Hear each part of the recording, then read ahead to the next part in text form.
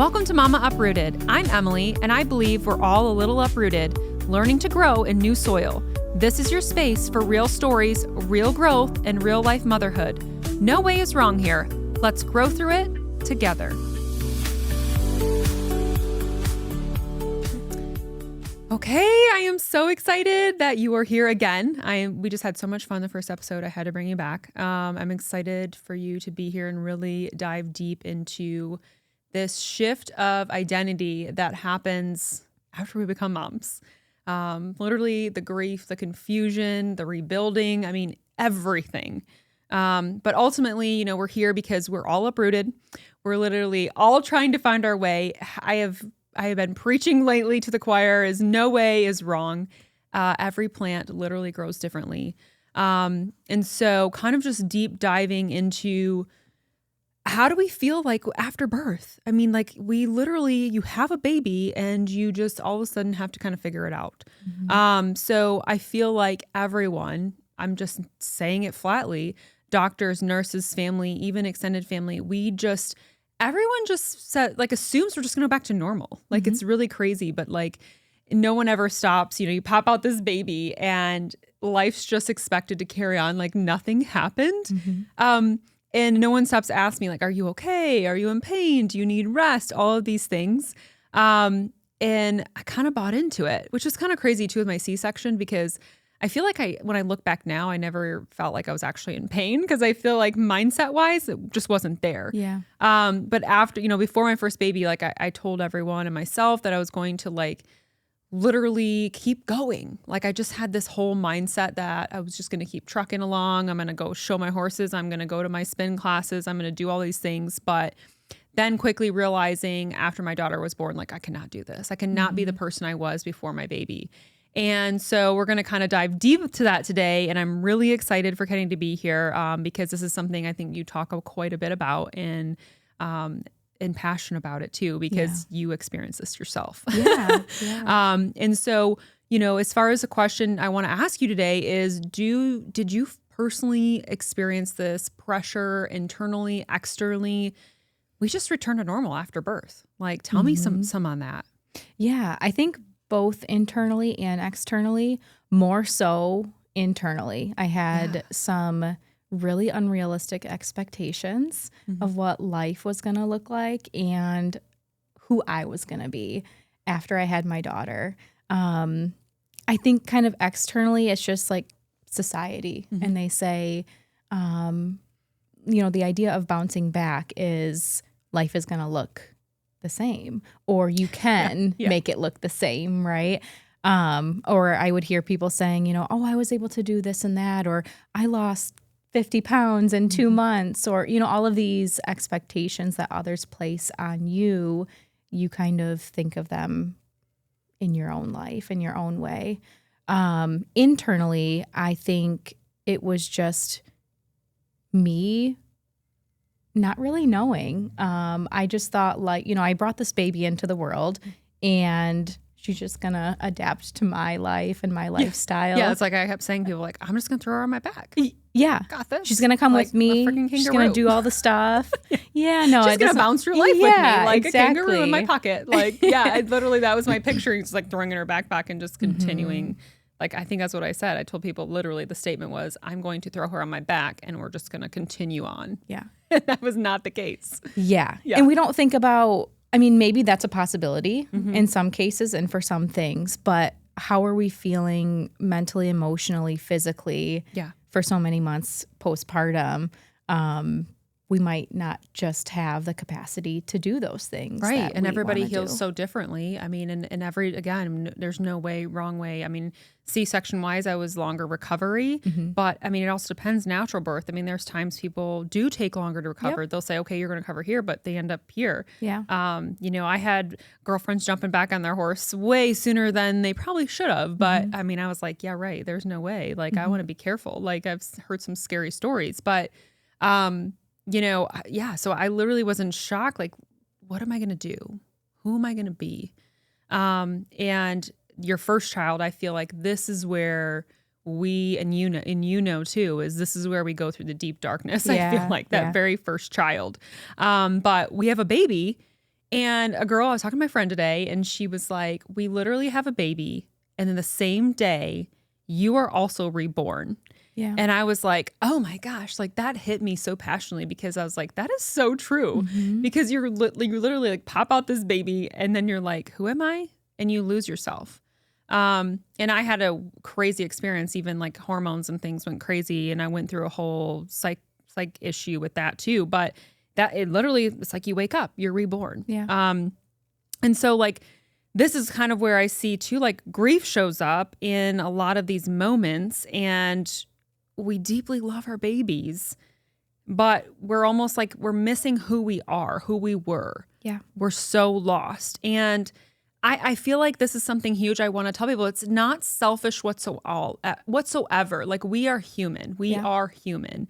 So I started this whole podcast is because we are allowed to hold both, and at the end of the day, but you know, we also need to make sure we take care of ourselves first. It's very, very important, especially in this identity shift, this identity crisis that we go through. But literally, what does it look like to redefine your new normal, especially when you're working with your patients? Like, what is something that you can help guide them with redefining your new norm? Yeah. I think there's a lot. There's a lot that goes into it, and for years. Yes, exactly. So where do you start? Yeah. I think I just kind of meet everyone where they're at. You know, I think kind of gauging those expectations of what life is going to look like after having a baby. You know, your value system. Are you living based off of your values? Yeah. And I like that you brought up the idea of grief, because grief is something that I think, just in society, it's only recognized if someone passes away in your life. That's kind of how we define grief. Absolutely. But grief is any major change and adjustment that you have to go through in life. It's actually called a disenfranchised grief.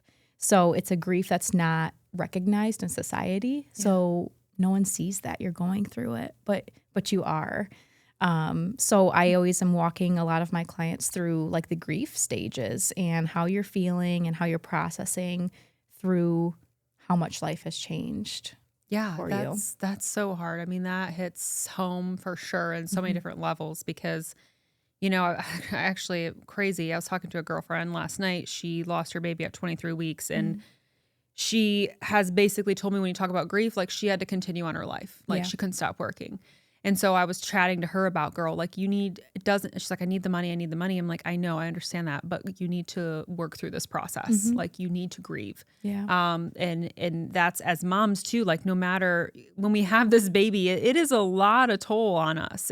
We're grieving inside, but nobody sees that. Yeah. I don't think even my husband saw that. And even like we were talking about postpartum depression, like nobody sees that. And that's what's always so strange to me, is so they're also not seeing this grief. And so how can they support us? Because they're not seeing it, you know? It's like we kind of keep it inside, but you know, and then we're also redefining who we are and our identity. So it's like all these mixed emotions. How do I help this person? How do I support this person? Because as moms, we're so strong and we're so independent, where again, like growing up, like I was told to bottle it up. Don't let that tears, like dry away your tears, keep on trucking, you know, you just keep going. But now I feel like we need to stop and we need to take care of ourselves. You need to allow yourself to grieve. You need to allow yourself to transition to a new identity and get support and help with that. Yeah. So that's why I truly love what you do, because it's important. It's definitely important. Yeah. But literally letting go of who I was grieving that. And I'm like, I feel like even like that first 6 months, I was like, who am I? Yep. What, like, I mean, it was absolutely crazy. So you're literally rebuilding yourself from the ground up, and my days didn't look, my minutes didn't look the same. I mean, no more spin classes. Like I did spin class and Pilates, I think, all the way up until I gave birth. I rode my horses up until I gave birth, like the crazy things. But, you know, the one good news about like my grief and stuff is after showing horses, because that was my identity, like that's who I surrounded myself with, were my people. And now I don't have those people, I feel like. But I was able to bring my retired show horses home, because I had them boarded. And that was one thing I think I communicated was like, my horse has got to be home during this whole postpartum stuff. Like while I'm home on maternity, like I need something that lights my fire, you know, because that is my passion. But just being able to literally walk outside, see them in my backyard, it literally gave me so much joy again. Yeah. Because I always tell people, I'm like, if I didn't have that, I don't think I would have been able to grieve properly. Because for me, horses are my thing. Like that's where I go. I'm going to talk about it a lot, you guys, is like going out to the barn. Like that's my stress reliever. That's my thing. And I feel like every woman should have some type of thing that they keep with them. But like, you know, telling your loved one, your husband, your partner, what you need in the time of this grief and time of this transition is really, really important, is communication. And that was one thing I had told my husband. I'm like, I need my horses home. Like, I'm going to if I'm going to go through this pretty much alone at home every day, all day through the winter with this newborn baby, like I need my horses home. Like I need an out. You know, what was one thing for you? Like, was there something that you did for you, or anything that you support your, you know, anybody else with? Like, what's something, like, do you help them transition that? Because that can be hard. That can be hard because you can't, like you were saying, you can't go back to that old life, but then how can we kind of sprinkle it in to help us in that grieving moment and that identity crisis? Yeah. I did a lot of things before having kids. But what I knew I needed the most, especially after having my daughter and going through like the biggest life adjustment ever, was just people. I needed people. I was always kind of, you know, texting or calling my friends or my mom or my sister. If, you know, when my husband went back to work, I was alone at home with her. And those days were really like isolating, you know, sitting with that change. So I needed people. I needed someone to come over and hang out with me, or I needed to get out of the house for a little bit. I needed that social piece of things. And that's what I knew I needed. And that's what was kind of realistic for me, because I couldn't get back to working out right away after a C-section. That was so hard. Yeah. I couldn't do, you know, I couldn't be going out on a Friday night with my friends anymore because I had a newborn. You know, it just wasn't possible for me. I couldn't be doing the same things that I was doing right away. I mean, that's what, I'm a social butterfly. So that's where I struggled too, is because I'm like, I'm so used to doing these things. I'm so used to going out with friends. I'm so used to like, even just like working on the farm and doing things and working things. Like I even remember like going through this identity crisis, I forgot I actually had surgery. So I remember like, it was like my daughter was born in October, and then it was like super warm that month. I went on the back porch and I had like this terracotta plant or something I was going to plant. And I'm like picking up this giant thing. I picked it up and like took it. Like I was like Superwoman or something. Like, you're crazy. Like now I look back, I'm like, what was I thinking? But I remember like telling on myself to my husband. I was like, oh yeah, I picked that up. Probably should have done that. Like first time having this surgery. Like, but I just like kept going through life. Like it was the normal thing. And I forgot, you know, it was just my brain just wasn't correlating. Like, you can't do that anymore. Right. Like, so it's like, you have to really stop and think. I mean, I feel like I really want to encourage, you know, pre-mom is writing down the things that do bring you joy, because you forget sometimes too. I think you forget like what really truly brings me joy at the end of the day. And how can I sprinkle that in after birth? Because that, and we'll talk about this today too, about relationships, but like that helped my husband and I a lot. Like, it's like, these are the things that truly make me happy, and I've got to keep it in my life. If I don't, I'm going to lose myself. And that's my horses for me. Like, I mean, granted, have I been out there often as I like? No, absolutely not. But they're there, and I have them if I need them.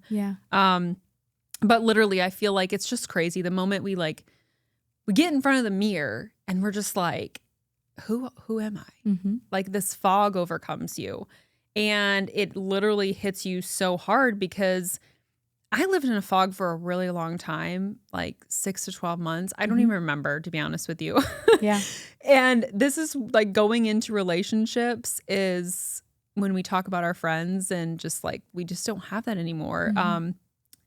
My husband literally went back to work on a Wednesday after having a baby on a Sunday. And I'm like, Like nothing ever changed. Yeah. Nothing ever changed. And we came from the hospital. He's like, oh, I'm going back to work. And like, he's calm. He's not like shooken up. Like, and I remember thinking like, his life didn't change.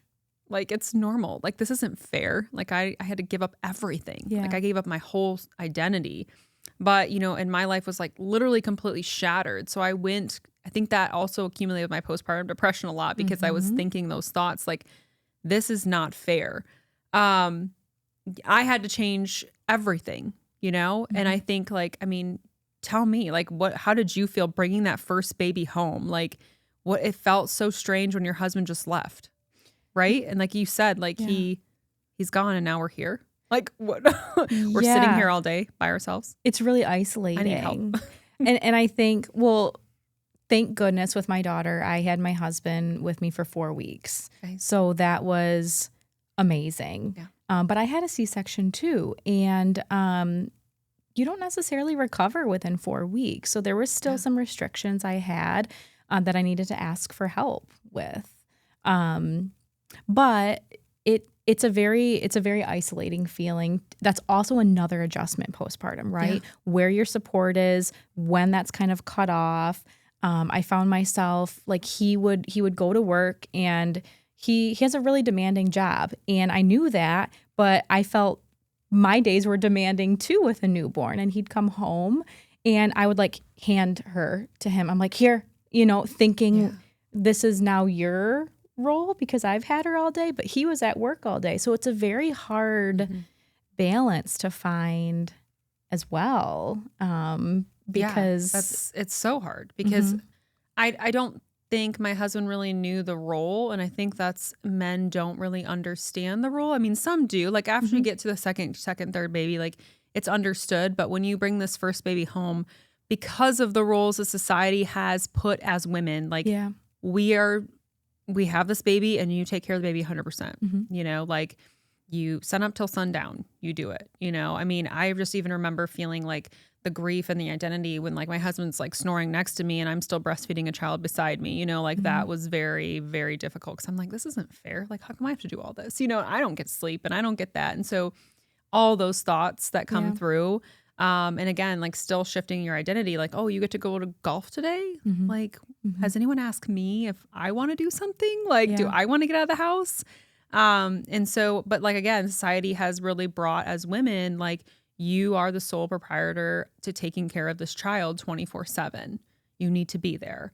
And I think that's kind of always been ingrained in my brain too. But like, I think it's nice to just acknowledge like those things before you have a baby. Like what brings me joy? What does that? Because then you can write that down and be like, okay, when this baby comes, this is what I need to support me and to help guide me. I don't know. Yeah. And it's easy. It's right there too. So if we kind of prep that, we want mindless tools to use when we're in that postpartum stage. So a list of, and I always encourage like small and simple things, right? Like I love candles, like lighting a candle, that can be one of them. But just really accessible, realistic, and helpful things that you're going to be able to bring in and implement in your life. And it kind of gives you that sense of like, oh, like, yeah, that's me. I love that. Yeah. And I think that's really, I mean, too, like the raw truth is like, you're going to go through this whole identity shift, these grieving processes, but we have to almost set that before we have this baby in a way, because even if your baby's a teenager, I mean, go back and set these goals, look back to the things that brought you joy, because I've done that. I've been kind of doing a deep dive in myself of like, okay, what are the things that I really love that fueled my cup? And going back and writing that down, even though my kid's a year old and a 3-year-old, but I'm just kind of going back now with this mind shift because I'm still like going up and down with this identity stuff. It's just crazy to me. But yeah, I'm like, I could just get all over the place with this today because it's amazing to me of the different changes that we literally go through. But yeah, I mean, you know, going back to even like the relationship aspect is I've had so many conversations too with women about, you know, their role, they're doing all of this. And this is like really powerful today, but a girl was talking to me today And I have to talk about it because she was saying her husband's running marathons and he's doing all these glorious things. And he's just, again, doing his life as normal, everything. He's like, I want my kids to see me. And she's like, I mean, I guess my kids aren't really seeing me. Like, they're just seeing me as like, I'm the cook, the cleaner. Mm-hmm. Like, when do the kids get to see the real me? Mm-hmm. How do I create that identity again? Yeah. And so, but I'm like, I thought about that hard today. And I was like, girl, like, they see you. Your kids see you. Yeah. Because then I was like, even though I'm the rush, I'm getting the food ready, I'm getting this, I still think our children see us so powerful because I had a mom that raised all three of us by herself. Mm-hmm. And she did it all. Mm-hmm. When I look back on that now, I'm like, my mom was superwoman. She was amazing. Like, her heart and soul was into it. All she cared about was us, you know? So I told her, I was like, girl, like, you don't need to like win every medal. You don't need to go run a race and show your kids that you can win a medal. Mm-hmm. That's not what they're going to remember. Yeah. Yeah. They're going to remember the love, like how much love you poured into them. Like, I thought about that really deep today because it is. You do, like, you were like, before kids, you were, like she said, I ran marathons. I was always getting these medals and I was always doing this. Same thing with me. Like, I'm going to horse shows. I'm being successful in my career and my job. And like, now I'm like, okay, now my main focus is children. Yeah. And it's literally diapers and I mean, the other day I'm literally cleaning poop out of the tub. Like, it's like, this is mom life. This is reality. My kid knocks over the trash can. Like, but I'm picking it up. And as my kids stare at me, you know, like, what are they really thinking? You know, they're, I mean, in their eyes, I really, truly think that our kids are like, girl, you got this. You're a strong mom. Like, and that's how I looked at my mom growing up. Like, she may have been falling apart, but I look at it like, you are amazing. Yeah. I still try to say, like, how'd you do it all? You know? Yeah. You know, what do you think on that aspect? You know, when women feel like, okay, their husbands are literally just trucking along and they get to do all the same things that they used to do. And then us, we're still like finding this identity. Like, you know, what do you think of that balance of children? Like, well, how are they seeing us? You know, and how can we make ourselves feel like our children are seeing us the way we want them to see us? Yeah. It's a hard one. Yeah. It's a deep question. I think there's a lot that goes into that. I think for like my personal experience, like my husband is an avid waterfowl hunter. And so I wanted him to keep that. I wanted him to have that hobby because I see how much he loves it. But he felt the same way for me. He's like, I want you to do what you're passionate about and what you love too. But that's where the girl was like, she said the same thing. Her husband's like, you could do whatever you want to do. Just go do it. Mm-hmm. But I'm like, no, you can't just do it. You can't just do it. Because I said to my husband the other day, I'm like, I finally like sat down and brings the door. I was like, okay, I want 1 hour a week to brush my horses. I want 1 day a week to go for a run. It's been 2 months. So it's just like, you know, so I told her, I was like, this is where you communicate. Your communication has to be key. Yeah. You have to make it happen. If that's what you want to do to show your kids that you can do whatever you want to do or whatever your thought process is, it is communication at the end of the day. But that's where I was trying to help her a little bit. You know, it was hard. It was really hard because she's like, this isn't fair, you know? And I'm like, girl, I feel the same thing. I feel the same thing. But it's hard to look at someone and say, you're responsible for creating and implementing these goals. But that's the truth, you know? You have to find that time and communicate those goals to your partner or your support people in order to make them happen. We can't just sit back and wait. That's absolutely. I mean, and I truly, truly miss like the running every day. I miss my routines. You know, I've been even talking to moms that are like, I wish I could go for a run. I wish I could go to my Pilates class. I wish I could do this. I keep hearing this quite often with women lately. I wish. What, you know? How do you make it happen? Let's do it. Let's make it realistic. This is where I feel like I'm trying to get into myself and my mindset is I'm going to do it. Yeah. You know, I'm trying to really set myself to stop telling yourself you can't do it. Yes. And there's things I talk about in like sales too. I did a big sales thing the other day. It was like people tell me I could never do what you do. I could never do a podcast or I could never do this. I'm like, when you tell yourself you can't do something, you're not going to do it. Exactly. So don't tell yourself you can't be me. You can't do a sales or you can't do this or you can't do that. I'm like, whatever. If this is something you're passionate about and you're telling yourself, no, you're not going to do it. So this is where I'm like learning, like tell my friends, I'm like, okay, you got to write it down. You got to schedule it. You've got to be the leader. You like had the ultimate goal. Like men were like the hierarchy back in the day in the Romans, like everything, you know, the king was the king, but girls, we're the queen and you can take charge. Yep. Like we need to take charge. And I think that's been what's also kind of great in my relationship is my husband's not really a planner or anything like that. So if I just set the tone, I put it on the schedule, I do it, things are smooth, you know, and the communication there. Yep. But it gets me funny because it's just like, I guess I'm going to take charge. I got to take charge and I'm going to do it, you know, and if we do it, we're going to do it. Yep. But you know, at the end of the day, like I said, communication is key.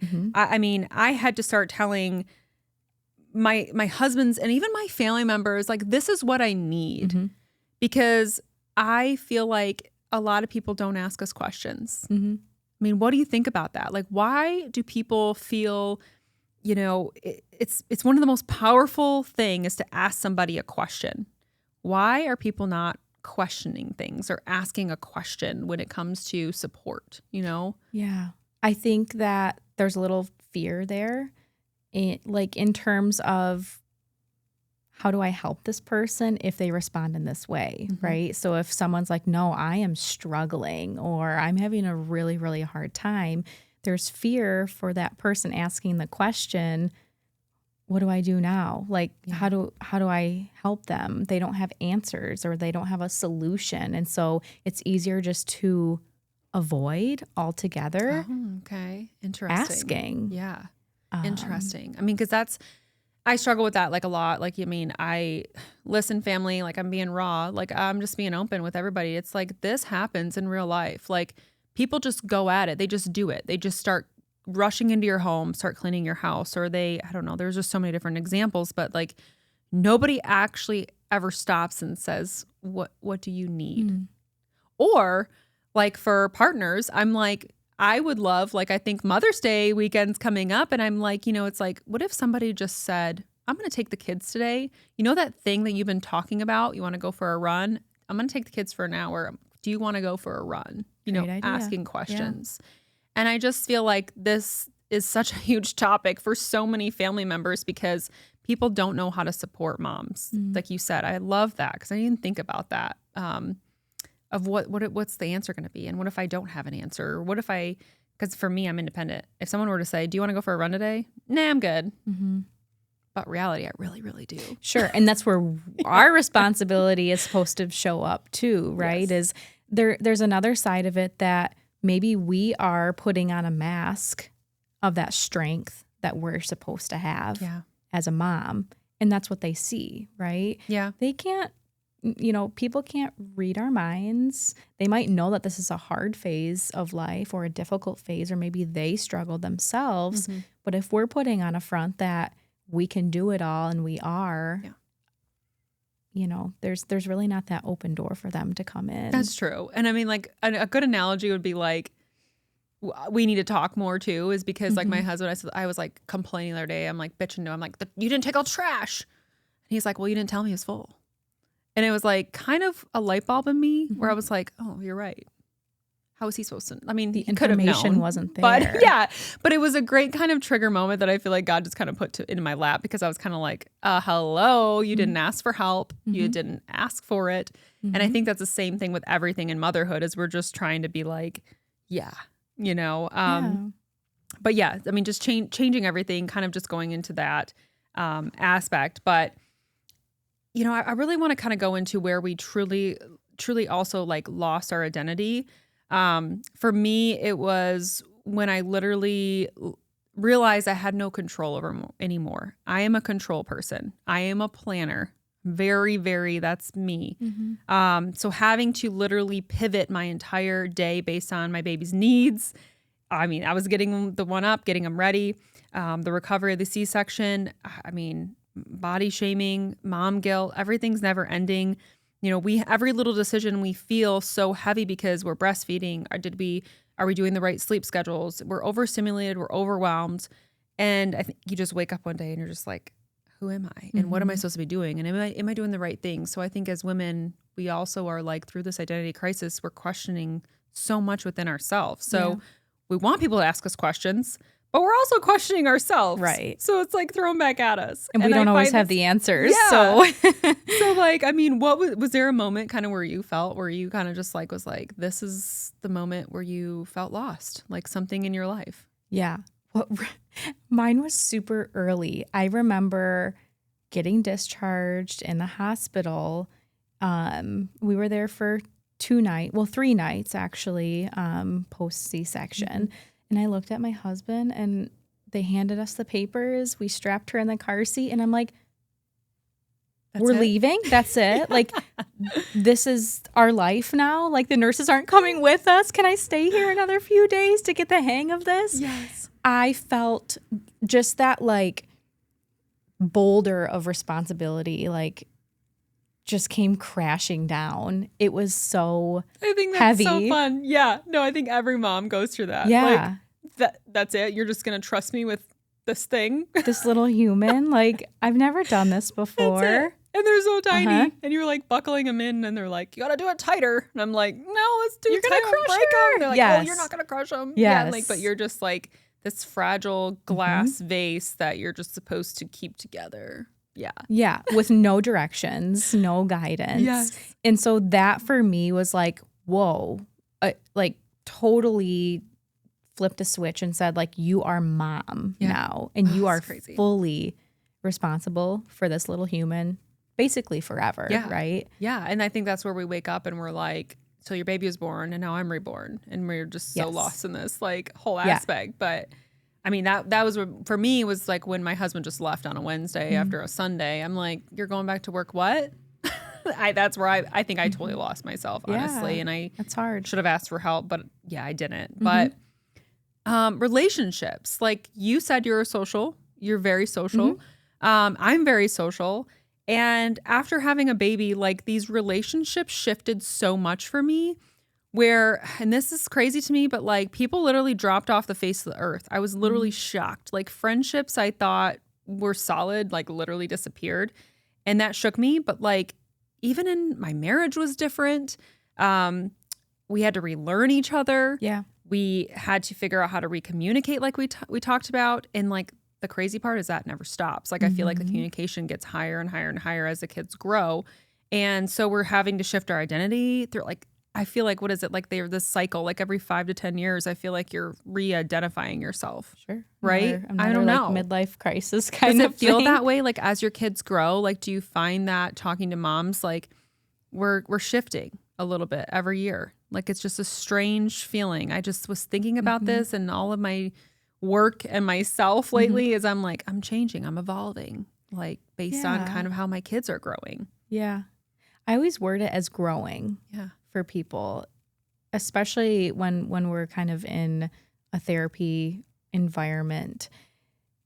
We're growing because change comes with growth. And change is okay. Change is good. Good. I mean, we can, in our minds, we might kind of process it as hard, difficult, bad, negative, which it is difficult. I know everybody hard. has a problem with change, but I look at it as I love it. Love change. What can we take from this new opportunity? Yeah. What can we learn?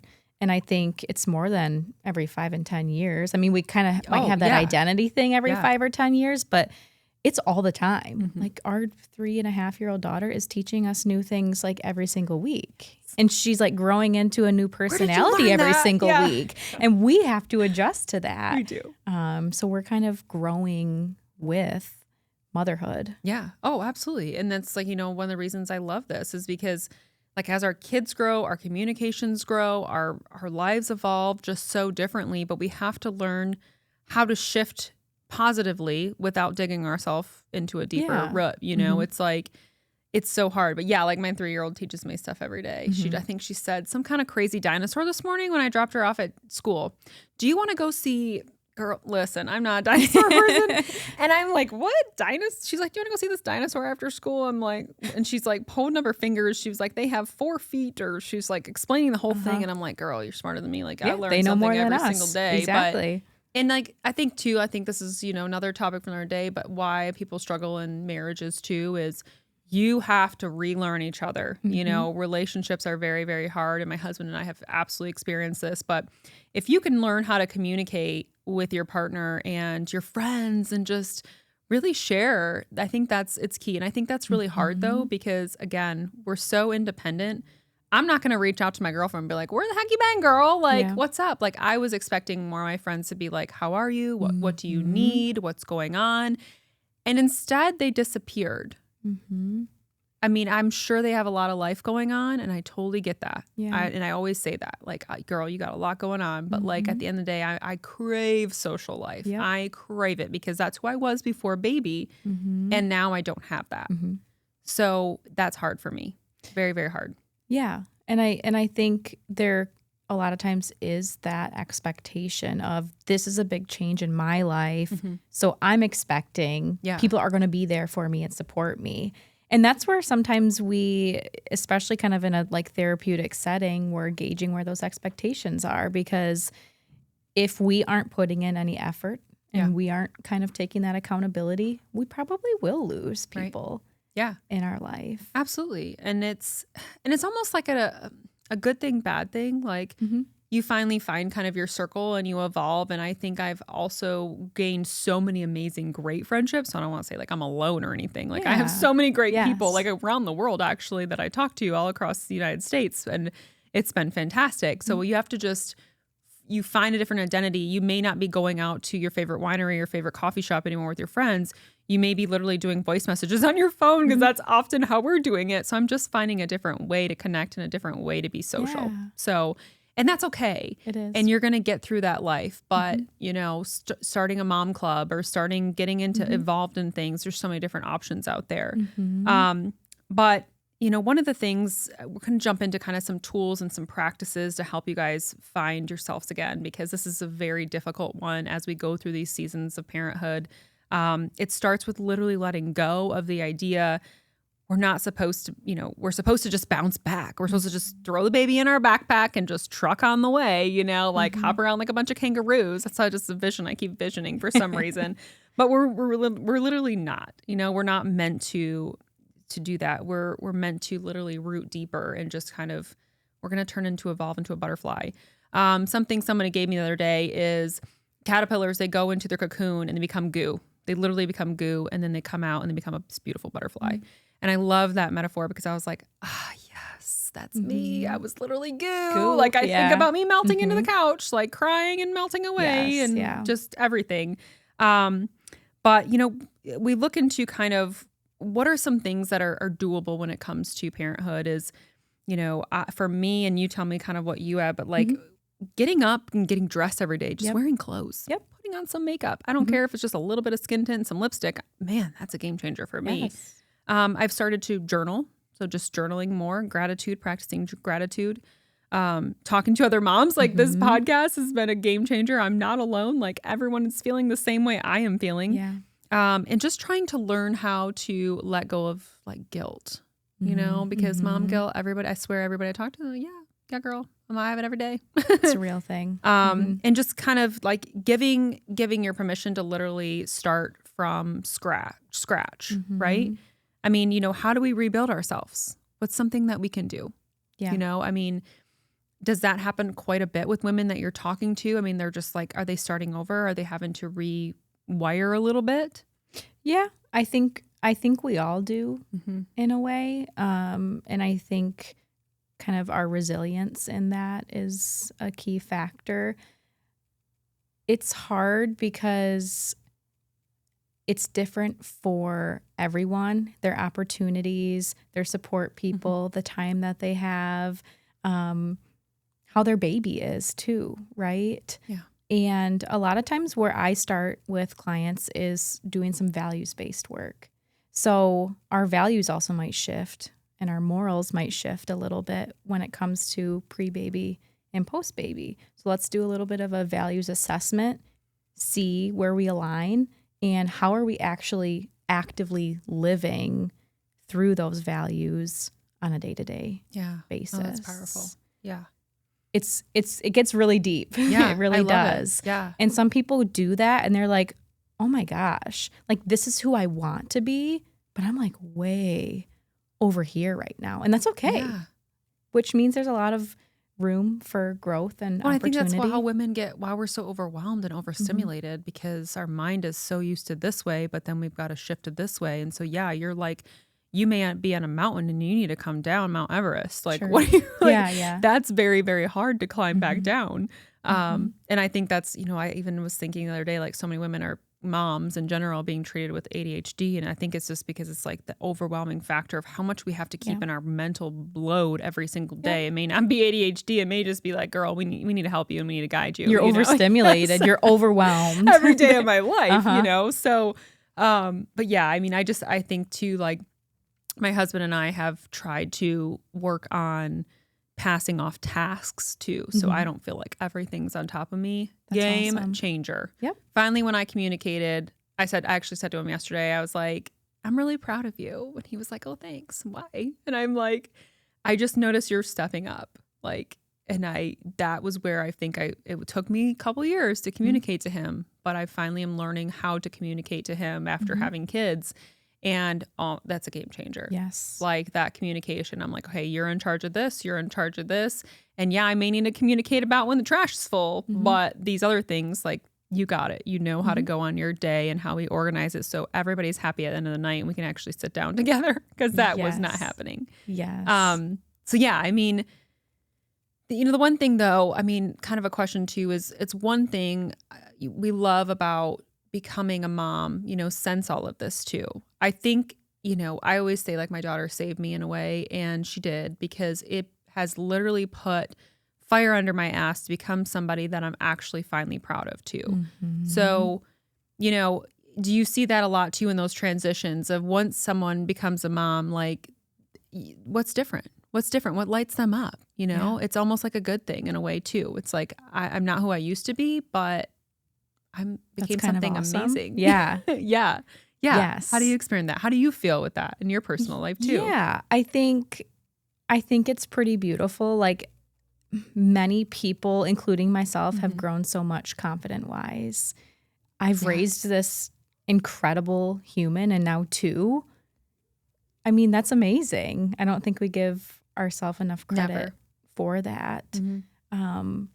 Another kind of part of motherhood that I see a lot of people really kind of hone into, and myself included, it almost brings back a bit of that inner child, right? To go through the holidays, to go through new things, learning new things, their growth and development.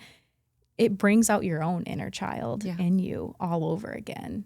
And it's kind of like that is reborn all over in your little mini humans. Yeah, no, I love that. I absolutely love that, because that is so true. And I feel like, going into our growth and empowerment this week, I'm going to be doing some questions and some journaling, because journaling has really helped me. And I've heard you talk about it quite a bit, of getting moms to just really dig deep into asking themselves more questions, because it'll help guide them, because we're already questioning ourselves every single day. People are not asking the questions that we want them to ask. So if we can kind of go into these questions this week and journal about them, maybe it can help other people support us and how they need to support us. So I was just kind of thinking of all of it. But it's just been so powerful to have you again today, because I just feel like this is so important, that identity is just not talked about enough. Yeah. We're transitioning into butterflies. So, the biggest thing is, I love metaphors.